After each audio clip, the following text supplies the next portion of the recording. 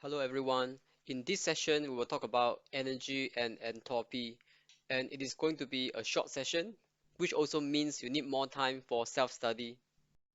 And these are the topics that we are going to cover. First, we'll look at the internal energy of a system and how does it relate to work and heat. Then we will do some revision over the exothermic versus endothermic reactions. And last but not least, we will look at the first law of thermodynamics and enthalpy. Okay, when we look at the cell, it is like a tiny factory driven by chemical reactions. Collectively, all these reactions are known as metabolism. But the key question is, what drives these chemical reactions? To answer this question, we will need to learn about thermodynamics, which sets the rules of all biochemical reactions. For example, thermodynamics can predict whether a reaction can be used to generate energy, such as in the case of glucose breakdown, or if the cell has to invest energy to make a chemical reaction to happen, such as in the case of protein synthesis. Before we proceed, let's define what is energy. Well, the answer is it is the capacity to do work. But what sort of work we are talking about? So in biology, the energy provided by ATP hydrolysis can be used to do chemical work, such as protein synthesis, or it can be used in mechanical work, such as the contraction of skeletal muscles, or transport work, such as the active transport of ions across the plasma membrane. So we need energy to perform all these basic functions of life. So in thermodynamics, the total energy contained in a system is known as the internal energy U, and it is the capacity of that system to do work. But think about a biological system such as a cell.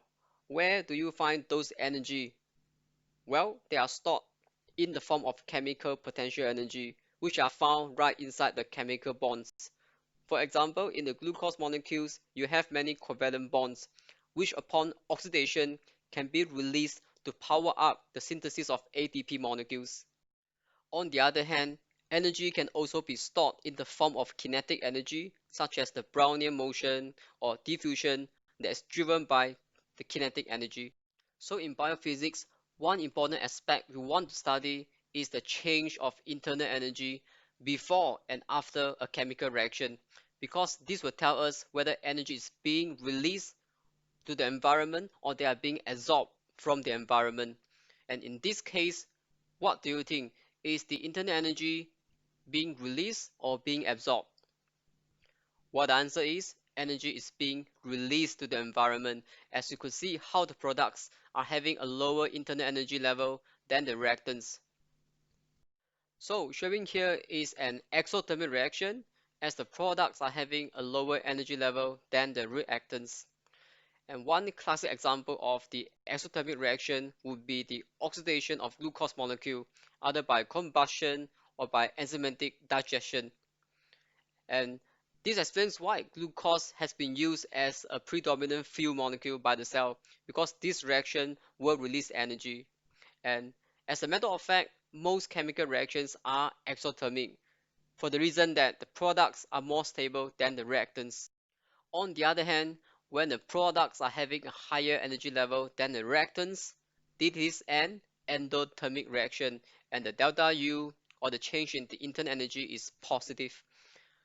Example of endothermic reactions are all anabolic reactions, such as the synthesis of proteins, the synthesis of carbohydrates, DNA, and so on. Now try this question. What is your answer? Well, the answer is C. This reaction is exothermic as the delta U is negative, which means energy is released to the environment. And now we will take a quick look at the first two laws of thermodynamics. The first law, which is also known as the law of conservation of energy, states that energy cannot be created nor destroyed, but they can transform from one form to another. So this sounds like a good news because it seems that we can recycle an energy indefinitely, such as in the case of a perpetual motion machine. But do you think this thing can really turn or rotate forever? Well, Definitely no. And that is because the second law also tells that the amount of usable energy within a system always decreases, while the amount of chaos or the amount of unusable energy within a system, which is known as entropy, always increases. So we'll discuss more on entropy in our next lecture. So from the first law of thermodynamics, we know that the total amount of energy in the universe is a constant, as energy cannot be destructed or destroyed, but they can be transferred. In other words, there is no net change of energy in the universe. So delta E universe is equal to 0. That's because energy lost by a system is captured by the surrounding, while energy lost by the surrounding is captured back by the system. And the change of energy within a system is known as the internal energy, which is delta U. Now let's look at the definition of delta U again.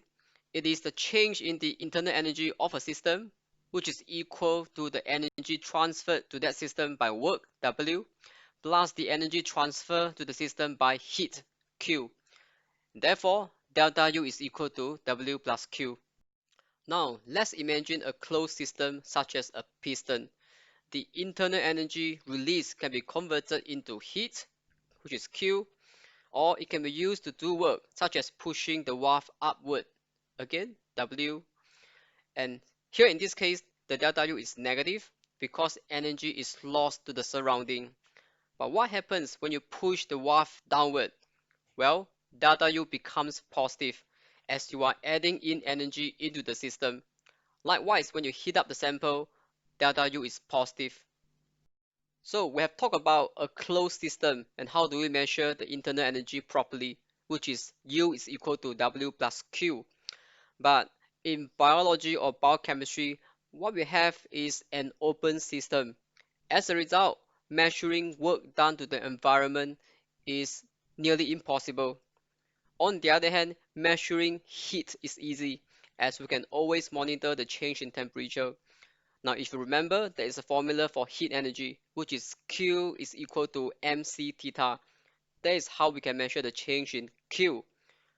So, since measuring W is nearly impossible, how then do we measure the change in internal energy?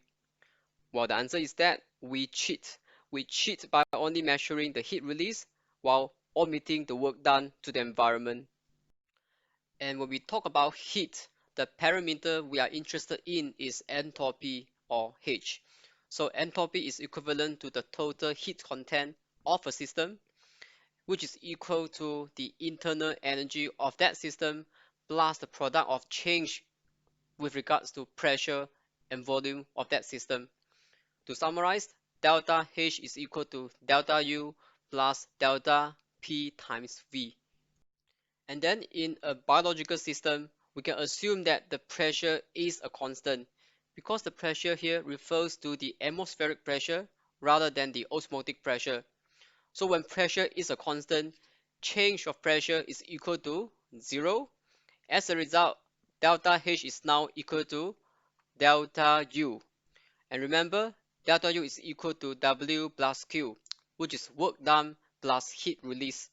But since measuring work is very difficult and it only consists of a very small part of the total energy, so in biology we assume that delta H is equal to Q.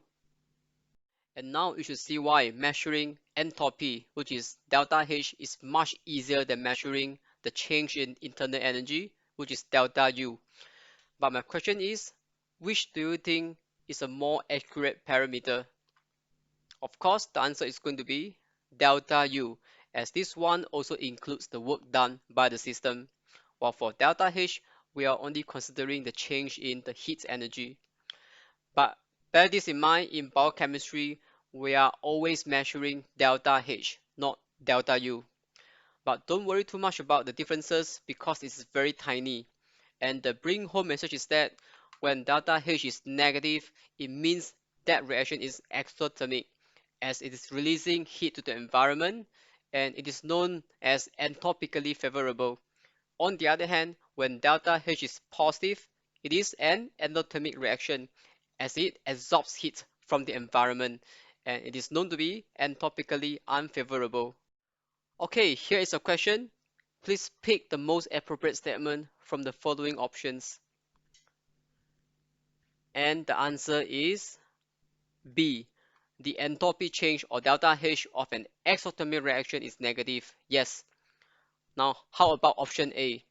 A reaction will take place if it is enthalpically favorable. So when it is enthalpically favorable, it means delta H is negative. It is also an exothermic reaction, but it doesn't say this reaction will happen spontaneously because this system has to overcome the activation energy barrier before the reaction can happen. Therefore, it is not correct, while C is definitely wrong. So, why are certain reactions favorable, and what does it mean to be enthalpically favorable? First of all, if a reaction is favorable, it simply means it can happen provided with sufficient energy to overcome the activation energy barrier. And as a matter of fact, all reactions that come with a negative enthalpy change or negative delta H, they can be enthalpically favorable. In other words, all exothermic reactions are enthalpically favorable.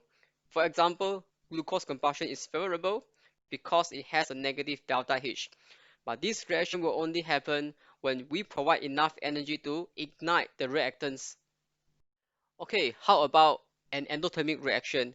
Could it be favorable as well? Again, favorable means that reaction can happen. Well, the answer is yes, and it depends on the type of reaction we are talking about. So let's take a cold pack as an example. When you squeeze a cold pack, you are breaking the inner bag of water, which dissolves the ammonium salt within the bag. So this reaction cools down the surrounding, and it is an endothermic reaction. Now, if you look at the equation of this reaction, the delta H is positive, which means heat is absorbed from the environment. And this is how an aspect cools the surrounding. So how it is possible? How could be an endothermic reaction favorable? That is what we will answer in the next lecture. Okay, we have come to the end of this session. As I mentioned, this is going to be a very short session, and I hope you can understand the basic concept well. Feel free to send me emails or drop your questions on the discussion board in Canvas. Thank you.